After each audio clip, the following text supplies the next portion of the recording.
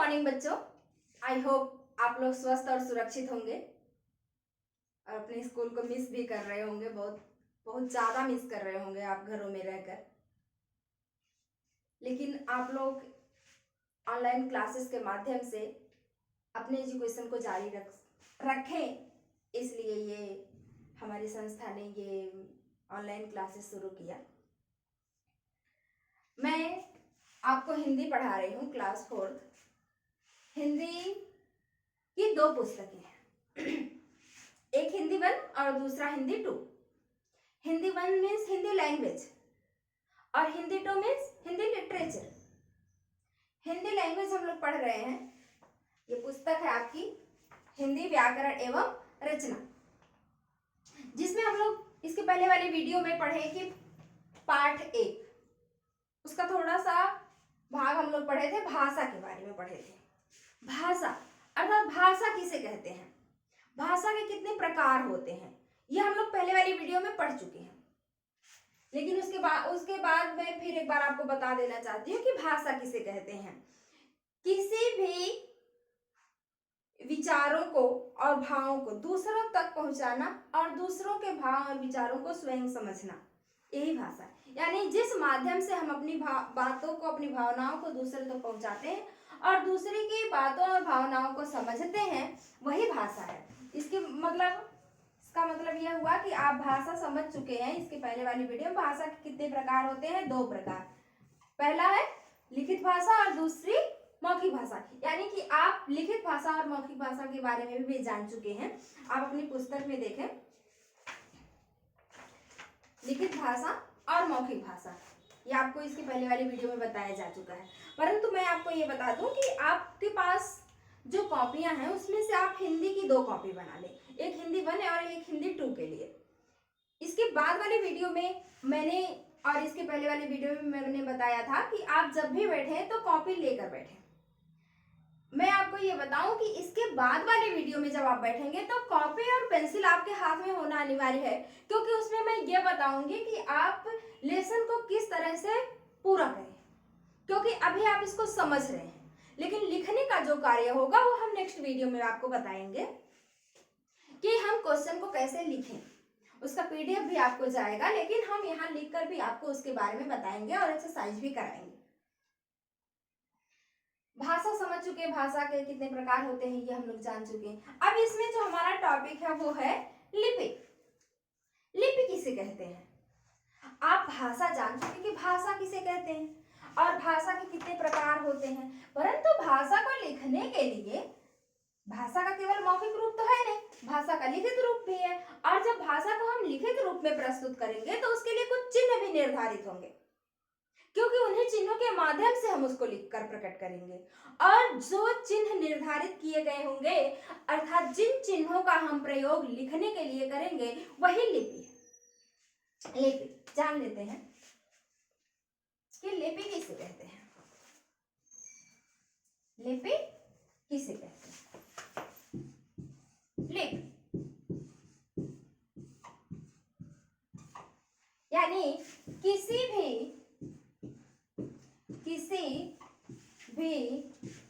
भाषा को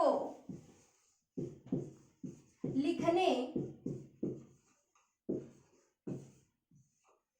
के लिए जो चिन्ह निर्धारित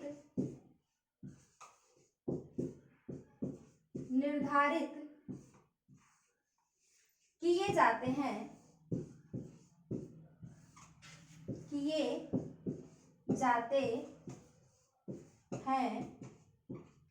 उन्हें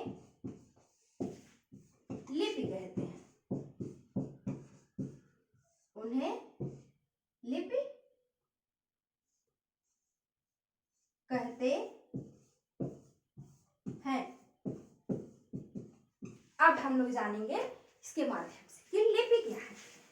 किसी भी भाषा को, वह कोई भी भाषा हो, चाहे वो हिंदी हो, इंग्लिश हो, पंजाबी हो, मराठी हो, किसी भी भाषा को लिखने के लिए उसके पास चिन्ह होंगे, क्योंकि उन्हीं चिन्हों के माध्यम से आप लिखेंगे। और जिस चिन्ह को निर्धारित किया जाएगा कि यह इसी के माध्यम से लिखा जाएगा, वही लिपि है। अब हम यह भी जानेंगे कि हमारी भाषा हिंदी है और हिंदी की लिपि क्या है, उसके लिए कौन से चिन्ह निर्धारित किए गए हैं। और एक हम और भी भाषा जानते हैं, इंग्लिश जानते हैं, अंग्रेजी जानते हैं, तो उसके लिए भी कौन से चिन्ह निर्धारित किए जाते हैं, उसको लिखने के लिए क्या चिन्ह निर्धारित किया गया है, उसको कैसे लिखते हैं। और पंजाबी भी है, उर्दू भी है, फारसी भी है। तो यानी कि जो भाषा है, हम उसको लिखने के लिए जिस चिन्ह को निर्धारित करते हैं वही उस भाषा के लिपि कहलाती है। अर्थात भाषा को लिखने के ढंग के या तरीके के लिए जिस चिन्ह का प्रयोग किया जाता है उसे ही लिपि कहते हैं, उसे लिपि कहते हैं। जैसे अब जान लेते हैं कि हमारी जो भाषा है, बहुत सी भाषाएं हैं, जैसे हिंदी, अंग्रेजी, पंजाबी, और उसकी कौन कौन सी लिपि है। जैसे यहाँ जान लेते हैं, ये भाषा है, कौन सी भाषा है और उसकी कौन सी लिपि, ये लिपि है। पहले हम लोग लेते हैं हिंदी। हिंदी जो हमारी भाषा है उसकी क्या लिपि है। पहली है हिंदी। हिंदी की कौन सी लिपि है? हिंदी की लिपि है देवनागरी। हिंदी की लिपि का नाम क्या है? देवनागरी। देवनागरी यानी हिंदी भाषा को किस लिपि में लिखा जाता है? देवनागरी लिपि में। हिंदी भाषा की लिपि क्या है? देवनागरी लिपि। उसके बाद है, आप ले लीजिए पंजाबी। पंजाबी, अब आपसे पूछा जाए कि पंजाबी भाषा की लिपि क्या है, अर्थात पंजाबी भाषा को किस लिपि में लिखा जाता है, उसके लिए किस चिन्ह का प्रयोग किया जाता है और जिस चिन्ह का प्रयोग किया जाता है उसको किस लिपि के अंतर्गत रखा जाता है, तो वो जो लिपि है उसकी लिपि है गुरुमुखी। कौन सी लिपि है? गुरुमुखी। अर्थात पंजाबी भाषा को गुरुमुखी लिपि में लिखी जाती है। उसके बाद है अंग्रेजी। अंग्रेजी को ले लेते हैं, इंग्लिश को भी हम लोग पढ़ते हैं और इसके भी चिन्हों का प्रयोग करते हैं। तो यह जानना जरूरी है कि वह कौन सी लिपि है जिसको हम लिखते हैं। वह लिपि है आपकी रोमन। कौन सी लिपि है? रोमन। समझ में आया? इसके बाद और भी है, जैसे उर्दू है। उर्दू भाषा, कौन सी भाषा? उर्दू भाषा। उर्दू भाषा को किस लिपि में लिखा जाता है? तो उसकी लिपि है फारसी। कौन सी लिपि है? फारसी। हिंदी भाषा की लिपि फारसी। अब हम एक वाक्य लिखते हैं और उस वाक्य को देखते हैं, जैसे आपकी पुस्तक में भी लिखा है। उदाहरण के लिए एक वाक्य लिखा हुआ है और उसको यह भी लिखा गया है कि उसके लिए जो चिन्ह निर्धारित किए गए हैं उसको किस प्रकार से लिखा गया। आप देखिए, यहाँ लिखा है राम बाजार जाता है। राम बाजार जाता है। ये कौन सी लिपि में लिखी गई है? बताइए, कौन सी लिपि में लिखी गई है? देवनागरी लिपि। कौन सी लिपि? देवनागरी लिपि। अर्थात हम इसको हिंदी में लिखे हैं और जब हम हिंदी में लिखे हैं तो उस हिंदी भाषा की जो लिपि है वह कौन सी लिपि है? देवनागरी। अर्थात जो राम बाजार जाता है, इसको हम जो चिन्ह लिखे हैं वह देवनागरी लिपि में लिखी गई है। उसके बाद है जैसे इंग्लिश है। इंग्लिश की जो यहाँ पे देखिए वही शब्द है, Ram goes to market. Ram goes to market. अर्थात यहाँ पर जिस चिन्ह का प्रयोग किया गया है वो कौन सी लिपि है? रोमन लिपि है। वही वाक्य जैसे यहाँ लिखा है राम बाजार जाता है, राम गोज टू मार्केट, और यहाँ संस्कृत भी, यहाँ देखिए आपकी बुक में एक संस्कृत भाषा भी दी हुई, संस्कृत उसकी लिपि। तो आपको मैं बताऊं बेटा कि संस्कृत, हिंदी, मराठी, नेपाली, ये जो भाषाएं हैं इसकी लिपि देवनागरी ही है, क्योंकि आप नेपाली लिखेंगे तो उसके लिए जो चिन्ह निर्धारित किए गए हैं वो भी देवनागरी है, और आप अगर संस्कृत लिख रहे हैं उसके लिए जो चिन्ह निर्धारित किए गए हैं वह भी चिन्ह आपके देवनागरी लिपि में ही लिखे गए।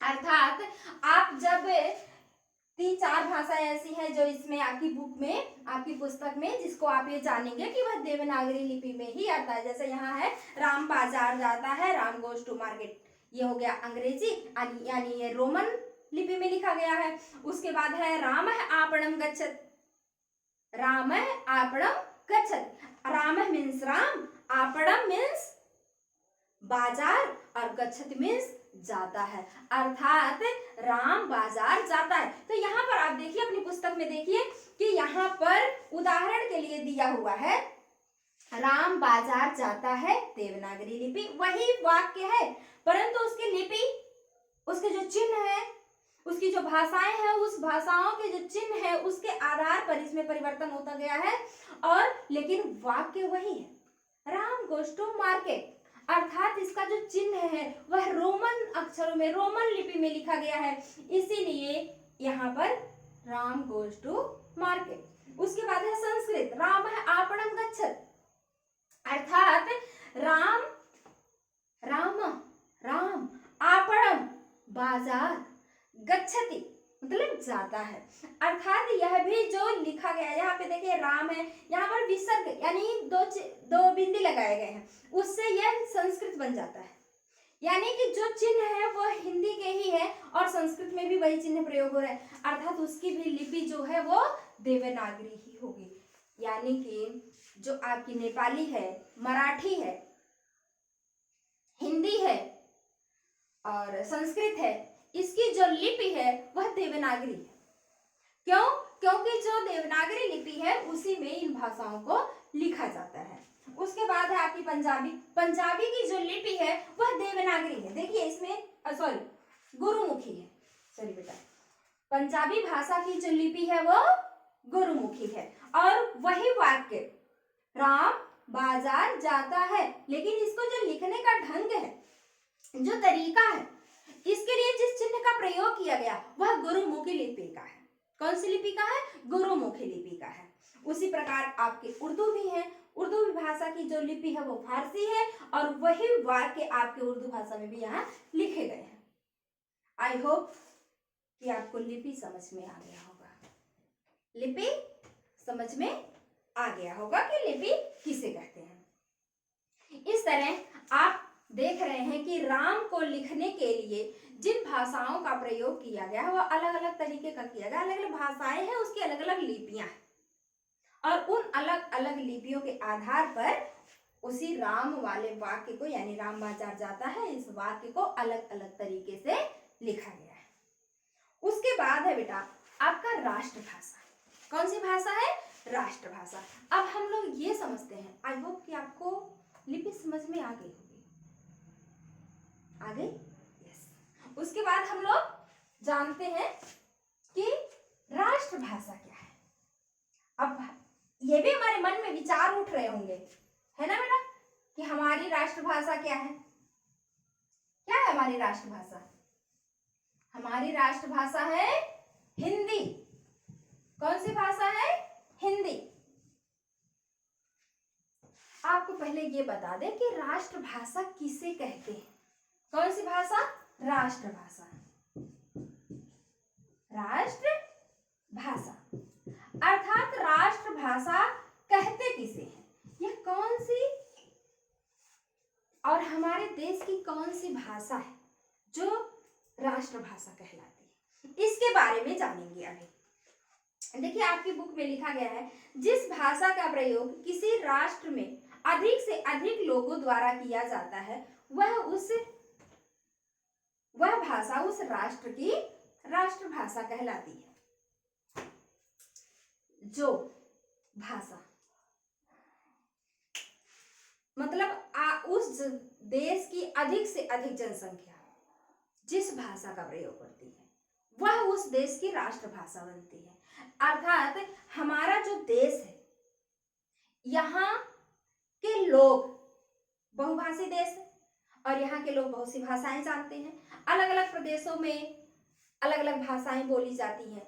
जैसे अभी आपने कल पढ़ा भी था, जैसे उसमें 10 प्रदेश बताए भी गए थे आपको कि तमिलनाडु में तमिल बोली जाती है, सॉरी, तमिलनाडु में तमिल बोली जाती है, उत्तर प्रदेश में हिंदी बोली जाती है, आपका है कश्मीर में कश्मीरी बोली जाती है, आंध्र प्रदेश में तेलुगु बोली जाती है, कर्नाटक में कन्नड़ बोली जाती है, उसके बाद है फिर आपका महाराष्ट्र में मराठी बोली जाती है। ये आपको कल इसके पहले वाली वीडियो में बताया गया था। तो जो हमारा देश है, बहुत सारे प्रदेश भी हैं और बहुत सारे प्रदेश हैं और उन प्रदेशों में अलग अलग भाषाएं भी बोली जाती हैं। लेकिन राष्ट्रभाषा किसे कहें, नेशनल लैंग्वेज किसे बनाए, कौन सी भाषा होनी चाहिए? तो किसी भी देश की, जिस देश की अधिक से अधिक जनसंख्या, जनसंख्या मीन्स लोग, जिस देश के अधिक से अधिक लोग जिस भाषा का प्रयोग करते हैं वही उस देश की राष्ट्रभाषा बनती है।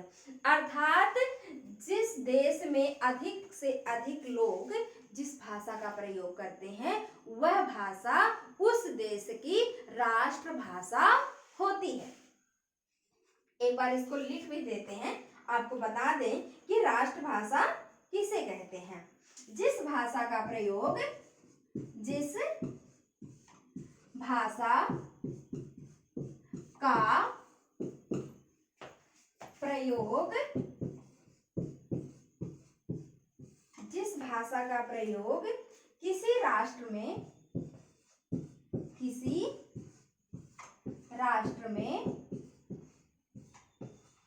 किसी राष्ट्र में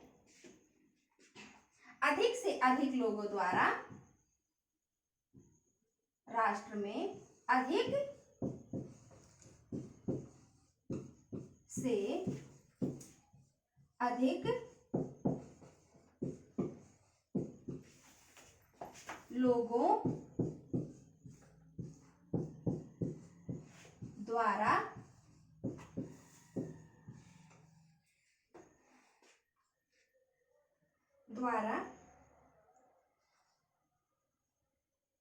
किया जाता है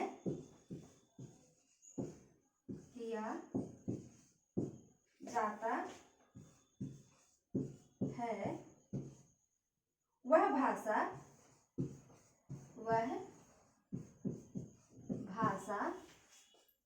उस राष्ट्र की राष्ट्रभाषा कहलाती है।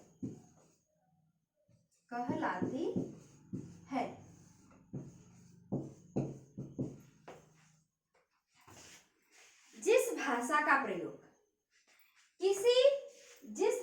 का प्रयोग किसी राष्ट्र में अधिक से अधिक लोगों द्वारा किया जाता है वह भाषा उस राष्ट्र की राष्ट्रभाषा कहलाती है। अभी हमने आपको बताया कि जब कोई देश होता है, जब कोई देश होता है और उस देश में बहुत सी भाषाएं बोली जाती हैं तो यह देखा जाता है कि उस देश में कौन सी ऐसी भाषा है जिसको बहुत लोग बोलते हैं, उसको बहुत लोग जानते हैं, समझते हैं।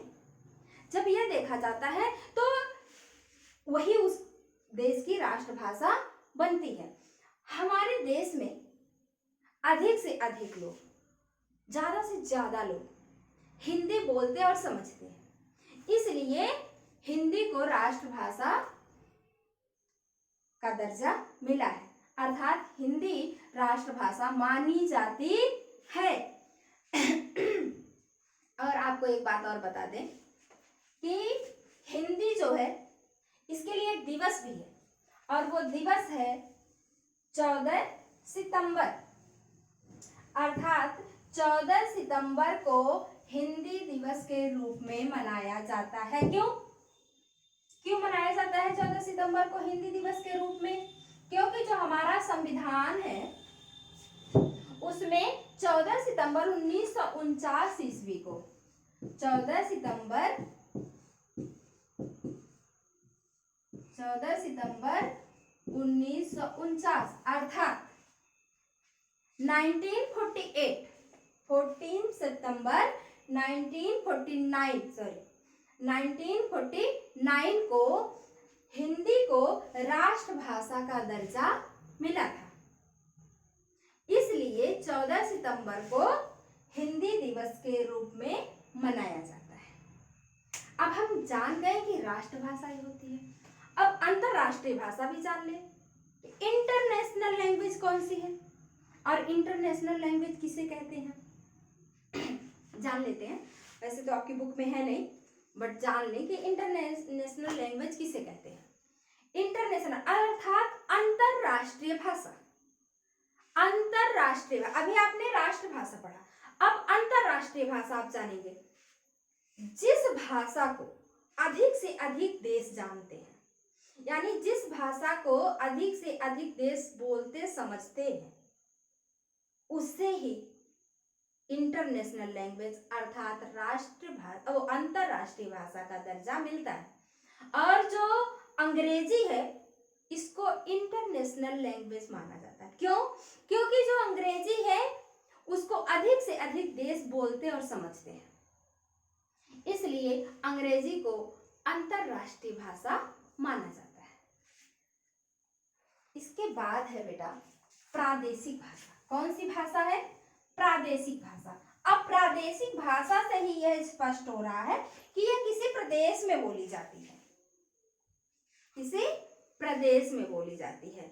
शायद आपको अंतरराष्ट्रीय भाषा समझ में आ गया होगा। आई होप कि आपको अभी तक लिपि, राष्ट्रभाषा और अंतरराष्ट्रीय भाषा समझ में आ गया होगा। आ गया? यस।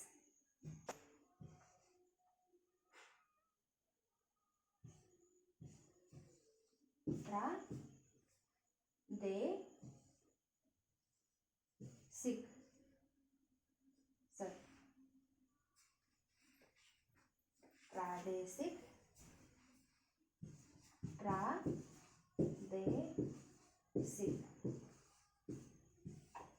प्रादेशिक भाषा। अब ये हम लोग जान लें कि प्रादेशिक भाषा किसे कहते हैं और जो हमारा प्रदेश है वहां पर कौन सा प्रदेश है जहां पर कौन सी भाषा बोली जाती है, यह भी जान लेते हैं। भारत जो है वह विशाल देश है। विशाल मीन्स बड़ा देश है, और बड़ा देश है तो यहाँ पे बहुत सारे प्रदेश भी हैं, और बहुत सारे प्रदेश हैं तो उस प्रदेश में अलग अलग भाषाएं भी बोली जाती हैं।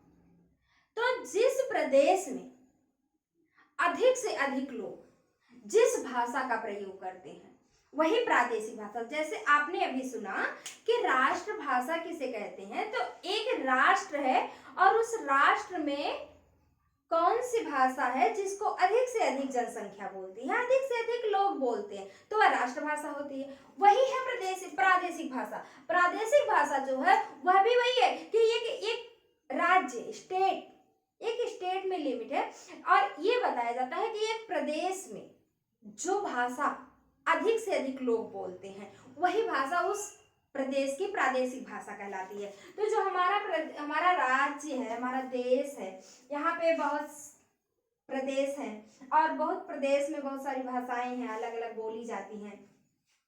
आपको बताएं कि संविधान में 22 भाषाओं को मान्यता मिली है। कितनी भाषाओं को? 22 भाषाओं को मान्यता मिली है।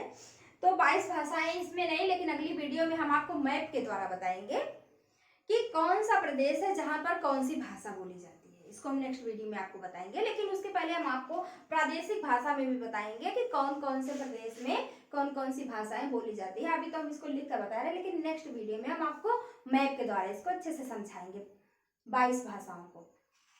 लेकिन आपको अभी बता दें ऐसे ही कि हमारा जैसे प्रदेश है उत्तर प्रदेश, पहले हम किस प्रदेश में रहते हैं?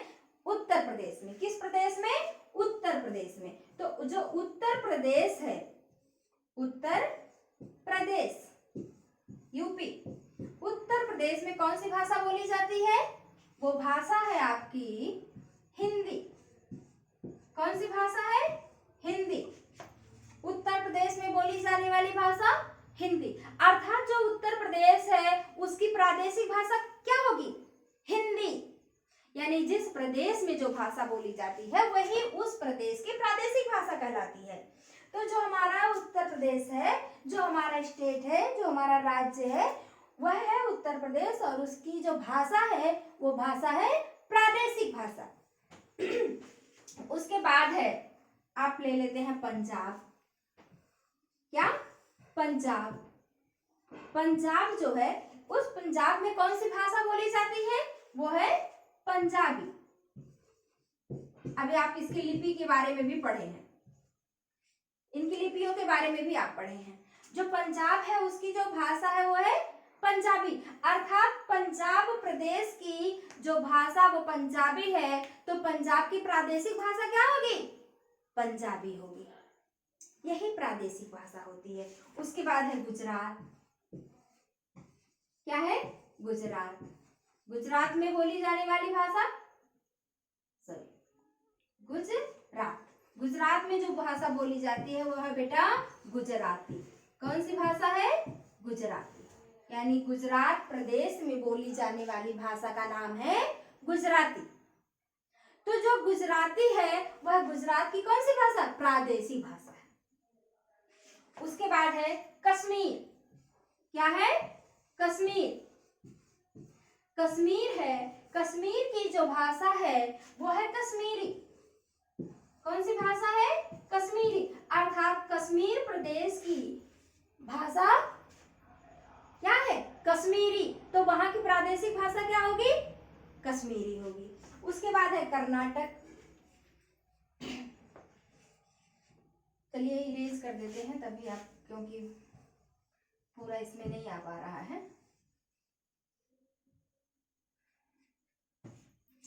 उसके बाद है आपका कर्नाटक। कर्नाटक है, कर्नाटक में कौन सी भाषा बोली जाती है? कन्नड़। कन्नड़। उसके बाद है पश्चिमी बंगाल। क्या है? पश्चिमी